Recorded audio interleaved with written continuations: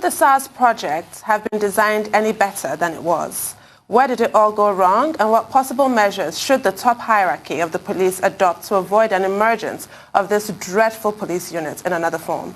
Were Sars operatives truly involved in the war against terrorists in the northern parts of the country, as was claimed by police spokesman Frank Mba? And in what capacity exactly? Why should the idea of a special squad for fighting violent crime be desirable when there's already an existing police mobile unit which can easily be deployed for such operations with a minimum of fuss? What should the government's approach to policing be going forward?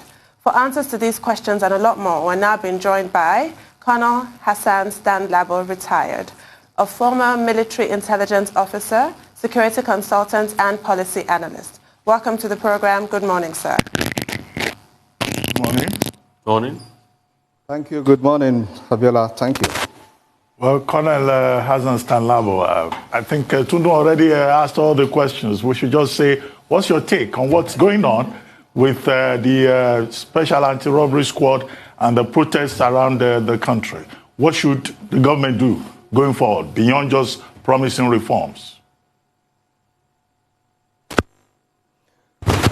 Thanks so much, Dr. Ruben. First and foremost, I want to say my heart goes out to all those who have lost in this very important struggle to reorder our society and create a better governance system for us.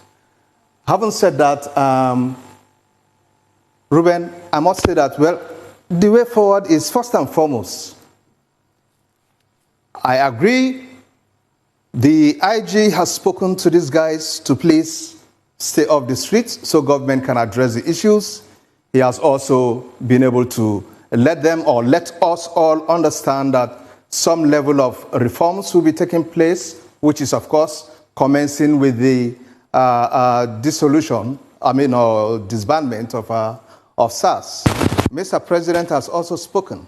But in all this, I think they have probably forgotten to talk to the policemen.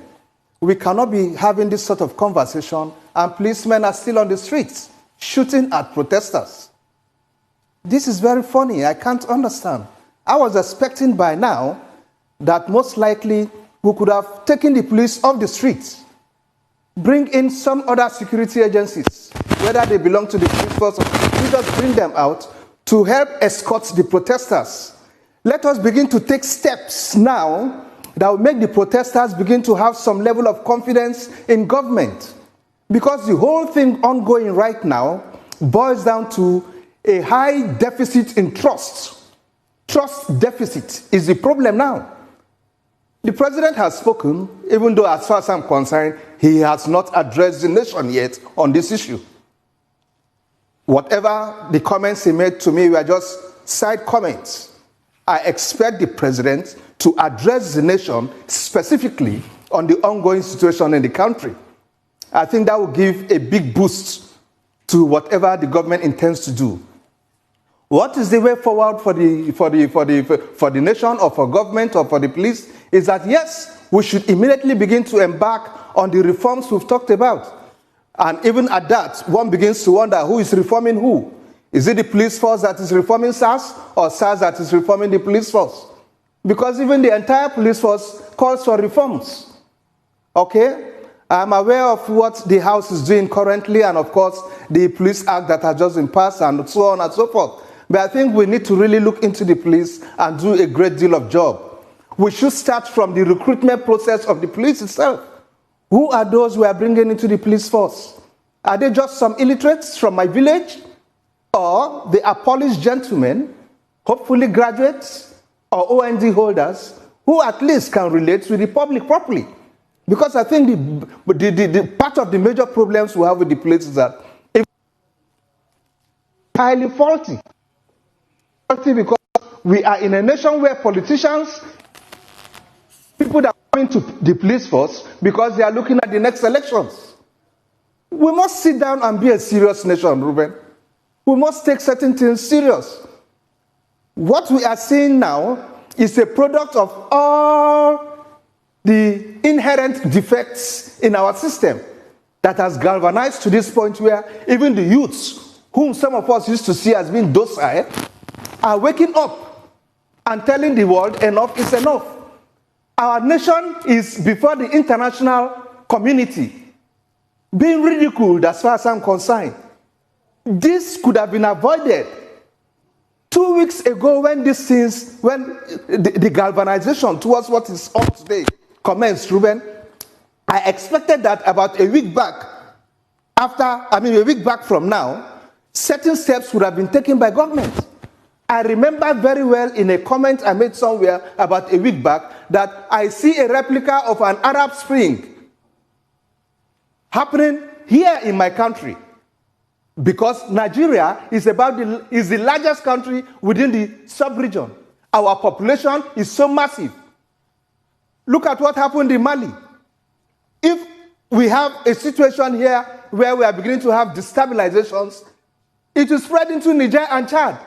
All those ones are already failed states in their own case. So for anything to happen there is no big deal. Please, government should be sensitive. We have spent 21 years in a democracy. Employees don't tell their employers what their job description should be. If the people have spoken that we do not want Sars, disband it. An employee does not dictate to his employer. I pay your dues. I pay your salary. I elected you. So when I talk, you listen. Because power belongs to the people. I can't understand. I really can't understand. After 21 years of democracy, yet we cannot even understand the very basic principles of democracy. Thank you, sir. I sincerely hope that these are the last pangs of this extended post-military hangover and we actually start to finally enjoy democracy in the true sense of the word. But since we're told for the upteenth time, it seems, that Sars is dead, let's do a quick post-mortem. Can we talk about how Sars came into being in the first case and what are the flaws in the design that went wrong and got us to this pass that we currently are at? My dear, Sars is a creation of 1992, if I'm right. Okay? Yes. So it's still a young baby as far as I'm concerned. All right? What went wrong, I think, those who are supposed to execute the job description mentioned Sars went outside their briefs. They've gone outside their briefs. Having gone outside their briefs, they took the laws, unto themselves. They became the law unto themselves.